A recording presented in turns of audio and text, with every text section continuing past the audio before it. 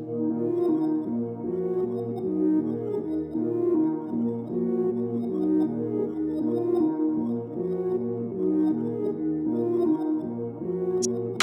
I'm all in.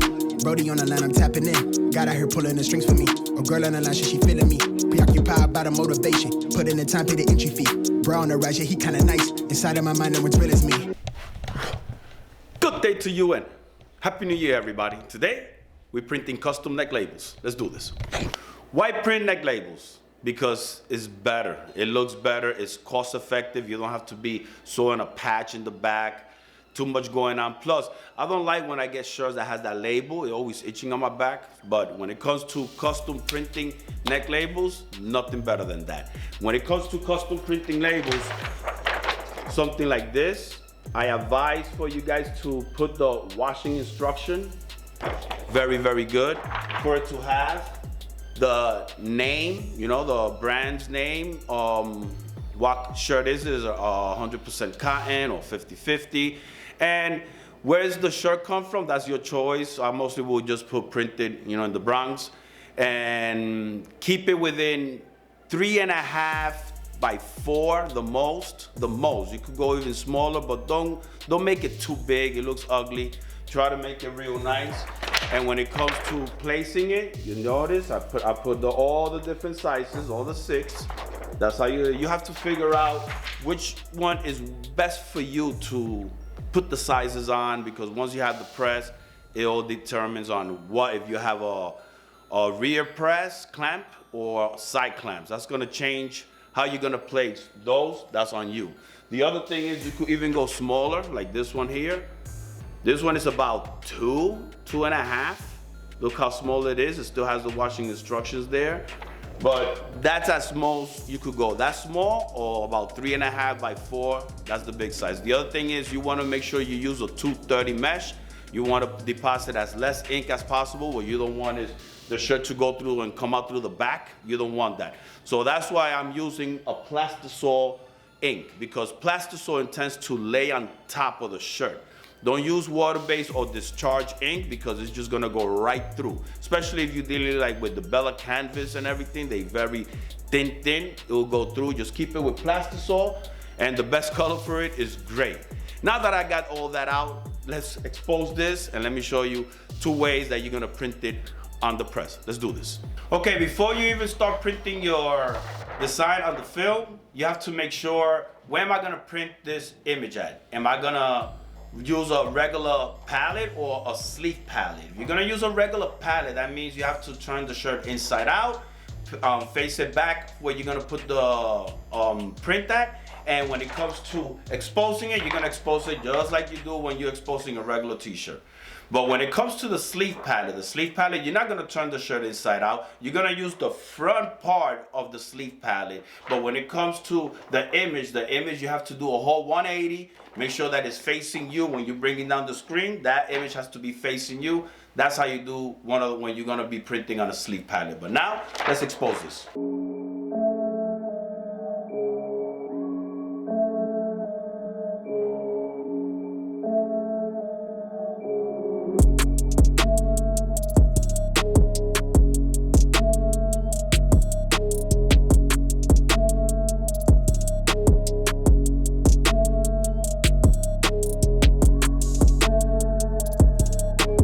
Now while the screen is drying, I'm gonna set up the ink, mix it up, warm it up a little just to make sure that it just goes nice and smooth through the print.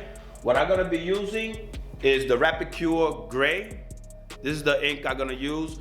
When it comes to neck labels, that's the best color to use, is the gray. It works with white, black, royal, navy blue, any other color. You don't wanna use white, because then white, it might show on the back. What you're trying to do is limit how it shows on the back. You wanna limit that. So when it comes to white t-shirt, that color is good. Black t-shirt is even better, but this is the best color to do, is use the plastisol gray. Remember again, do not use the water-based or no discharge ink, because definitely it's gonna go through the shirt. Now, let's set up.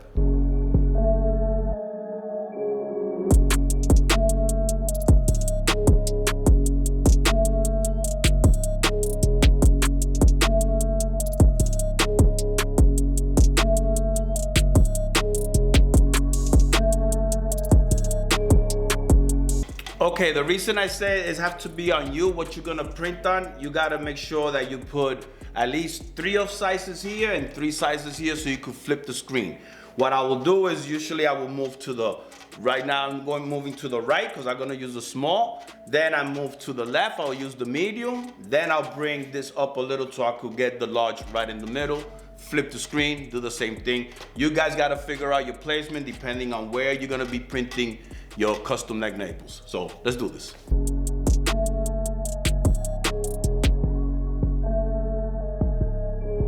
What I'm using is a Bella Canvas shirts, but now you mostly got all brands, especially Gildan, they're tearaway label. You don't need to get a scissor and cut it and have that little white coming out. Take it real quick like this and just peel off, and look at that, beautiful.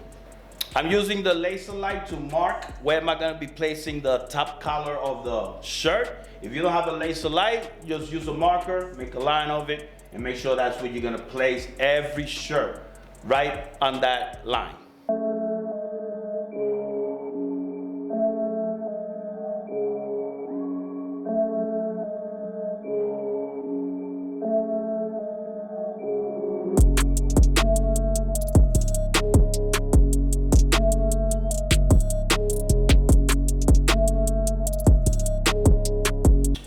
Oh, wow, beautiful, came out real nice. All the details there of the washing instructions, they all came out. That's what you're looking for when you're dealing with a 230 mesh. You want all those details to come out. Now you have 2 things you could do. You could flash it, pass another cord, which I will not do, just 1 time, that's all you need. And you could flash it, take it out, or take it out and take it to the conveyor dryer. If you're gonna do that, flashing it, you're not gonna stain it or nothing like that. You're being a little careful. But if you just wanna take it straight to the conveyor dryer, just peel off like this, hold it just like that, and then take it to the conveyor dryer, place it in, and leave it just like that.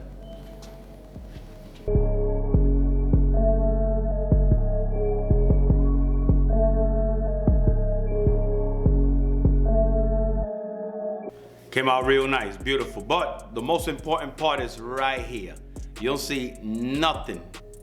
Right in back of it, no ink coming through. And that's what you wanna look for. You wanna look for that good pressure that you're doing with the squeegee.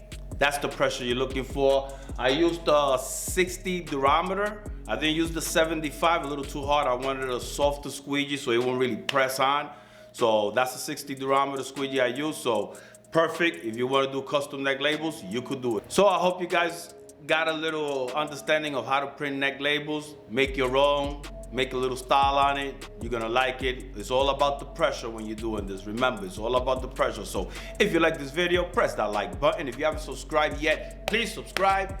Be thankful always, be grateful always, and just let God take you on the ride. Peace out.